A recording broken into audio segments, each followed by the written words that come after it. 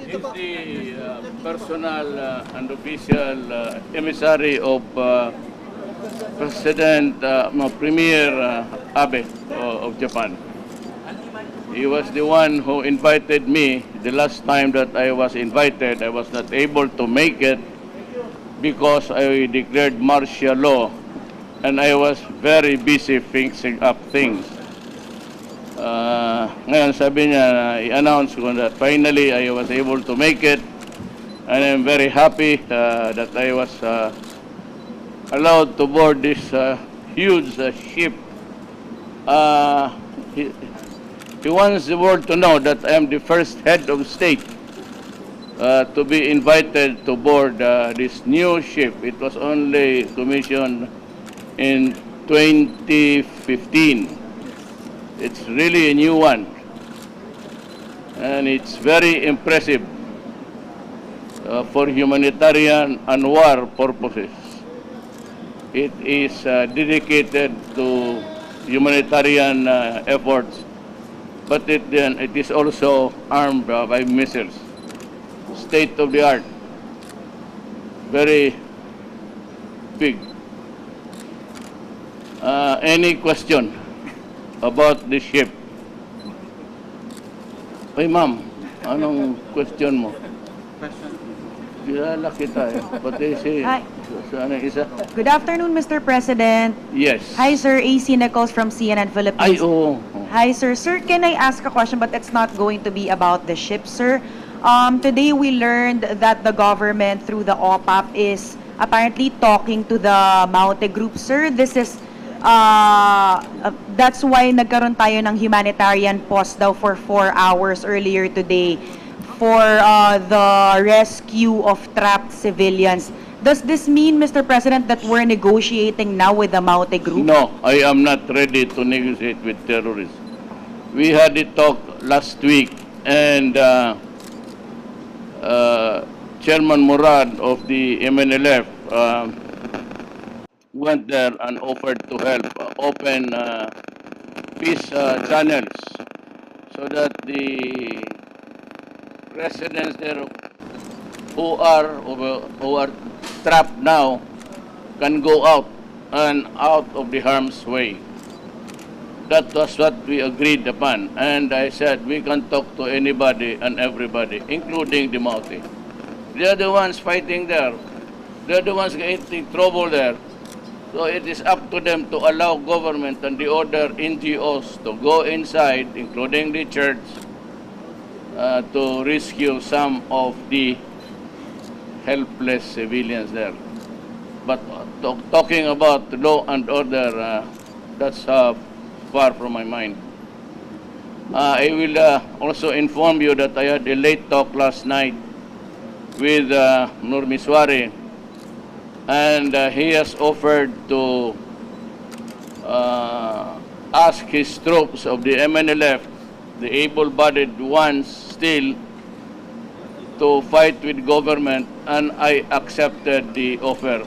We will have something like new integris. We have been always accepting integris from the MNLF, and so far, walang problema.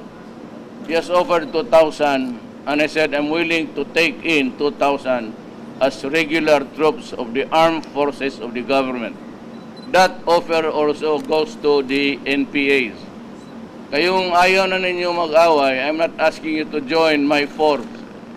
You just surrender, and I'll give you the houses, and I will expand the land reform program of the government. Ako na yung maghanap ng pera. Yung gustong magsundalo, kung ano yung ranggo mo doon, yun ang ranggo mo dito sa ano. I'm not taking yung mga generals. When yung the rank and file, if they desire to surrender and be with to fight with the government forces, I am taking them in as soldiers of the Republic. Sinora offered 3. Sabi ko, well, baka marami man. Initially, I would need billions for that. Just to prepare them, train them. Pero sa gira, wala na to. I do not have to train them to go to war. They are at war with us. But if they decide to side with us, then maybe I can solve a little bit of the problem.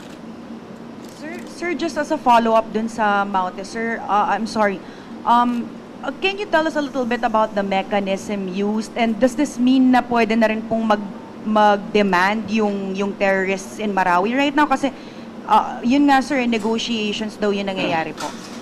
You look, the only reason why this war has dragged on for several weeks is that government is always limited and curtailed. We cannot go in firing our weapons at once because we do not want to hurt civilians. That is the last thing that we would like to do. Sila, kung magpaputok sila ng mortar, they don't bother to look what's behind, what's on the side. Ang gobyerno, hindi. You know, I have already 12 rather. The arrivals of the 4, that completes the 12 modernization of the Air Force. 12 jets, new ones. I can end this war in 24 hours. All I have to do is to order the Air Force to release all their bombs and their arsenal and their ordnance. And I will level everything down there on the ground. But I cannot do that. We are a government bound by civilized rules. Kaya kong tapusin yan 24 oras. Ihulog ko ng lahat yung bomba dyan. But I cannot do it. So we have to, you know, dahan-dahan ka, you have to go to the mountains and make sure that nobody is behind or on the side to do some collateral damage. Kasi pagka ganon, talo tayo. If we kill a lot of civilians more than the rebels, we lose the fight. Because we lose the moral ascendancy. Because it says that we do not care about lives, about human rights and all. Sir, I'm Katrina Son from GMA7. Ikaw pala yun? Ay, mas maganda ka sa personal. Sir, napanood yun na po yung CCTV footage nung sa Resorts World. Na-identify na rin po yung suspect. Your reaction on this po, Mr. President? You know, it was not, unfortunately though, the reaction was terrorism. That guy is how would I call him? A habitual gambler. Not even an addict. So he lost everything in his life. Tapos naging gago, he lost his mind, binuhos niya yung galit niya doon sa, well, the dynamics of gambling. Ano ba naman terorista na wala naman siyang pinatay, wala siyang binaril, nagnakaw siya ng chips, without realizing that he cannot use it, but he placed it all in his bag, yung million peso chip. Sira talaga.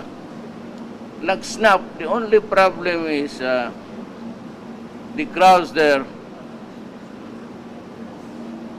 Walang mga, I do not want to, but the hotel has to explain to us bakit walang mga exit kaagad. They hid in the small rooms, mga storage, and in the toilets, in the comfort room. And they died of suffocation. And to think that there's only one son of a bitch running a rampage there. Malas na talaga. I'm sorry that it had to happen. And I apologize to the families that expecting us to. We could not do it also without knowing what was happening, you know. Gusto kasi nila na malibre talaga kaaway. Wala namang kalaban. Ayaw naman pumatay ang putang ina niya.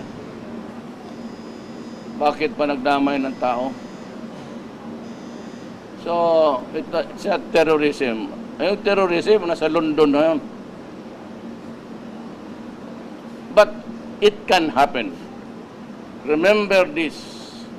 Always, always, whatever happens that's extraordinary or unnatural, the law, yung Murphy's Law will take over. If we cannot explain, we'd always say, if a thing can go wrong, it will go wrong. Pwede ba itong mangyari? Mangyari talaga yan. Maniwala ka. Kaya nang gano'n, would ever think that one man could cause the death without really knowing it, without intending to kill people, but the fact is, the reaction was to go inside the rooms. Ang hotel this is just to one question, bakit walang exit na marami? Or, bagay nga, the human mind cannot be explained. Under stress sila. But you know, in magsunog, if there is a water, you just wet it, then place it inside your face, inside rather, over your face, and creep mga about a few meters away. Ang usok kasi pataas yan eh. And if you have that, your handkerchief, basahin mo lang, ano mo, tapos you slowly, kung makaya mo pang saan ang exit, you just crawl. Before yung ilapit mo lang, ang usok kasi tumataas eh. Papuntang itaas yan. So if you are standing, one of the ways of survival.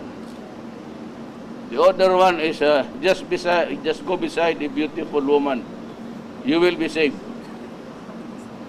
Because you will be inspired to rescue her. Sir, good afternoon po. Oh. Julius Disamburon po ng PTV4. Apo. Ano po? Ano yun? Julius Disamburon po ng PTV4 po.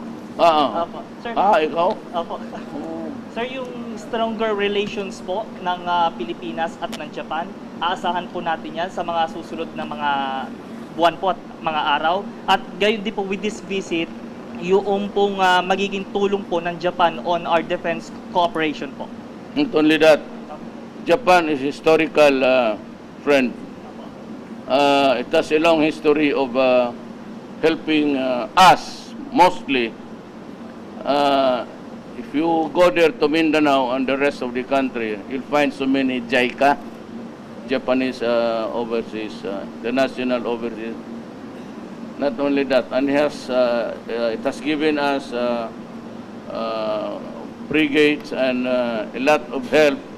Yung trainer ng mga aeroplano, nung dumating, Japan has been a very helpful friend. Our ties with Japan is historical, and I know that we will be with them for all time.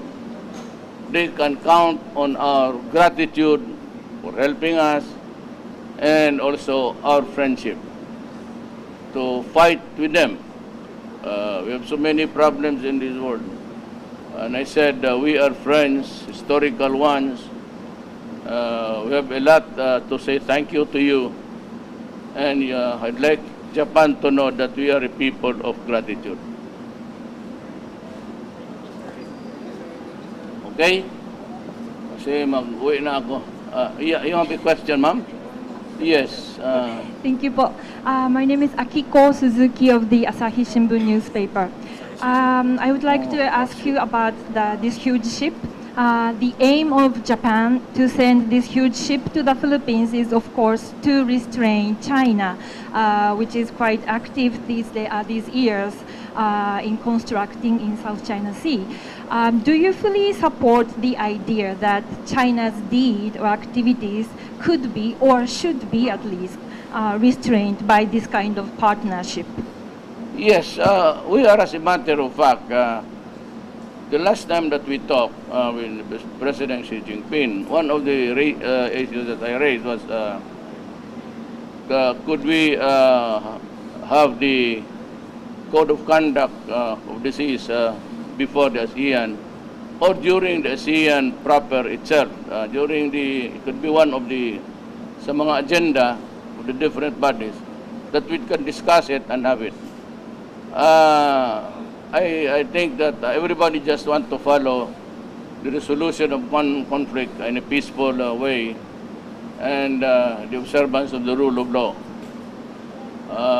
We are up to that only. We are limited by the law of nations, which says that the conflicts will be resolved peacefully, and that the rule of law must be allowed or respected or whatever. Ako, I already told you my sense. I was direct. Ako, wala na akong arbitral. Sinabi ko, amin yan. And I will dig the oil there. Wala na akong drama nila, curfew yung magpunta-punta pa sa ano. Diretso. Sabi niya, kung may pala ka, di kaya mo, sige. I explained this answer in so many ways. Because hindi naman tayo makaano. So, but he was very extra courteous and ever a respectful leader also. So, it's about the only thing that bothers us all, kaming mga nasa itaas, is the rockos now going on in the Korean Peninsula. I hope that guy does not commit a mistake. It could be a serious one. Now, one of these days, he keeps on flying the missiles. One of these days, maglanding yan sa Luneta, tignan mo. Maggulo na yan. Then, it's time for media to go to the area of conflict to cover. Mauna muna kayo kasi Japan. yes, ganito yan. Mr. Kawai is the personal and official emissary. They were but they understood the last time that I was facing quite a serious problem here. But the Prime Minister is still hopeful that I could make the visit to Japan before the ASEAN summit. And I think that I will be sending Cayetano on several missions because I really want the conduct of the sea, the code of conduct of the seas be passed during the time of the ASEAN head of states meeting. Everybody will appreciate it. Itong Korea, puntahan na lang ninyo, tanongin ninyo kung bakit. You know, that guy is playing with dangerous toys. He treats it as a toy. So, he is proud that he has flown 1, flown 2, flown 3. One of these days, maglanding yan doon sa Malacanang sa bahay ko. Doon na kayo mag-standby para masalo natin.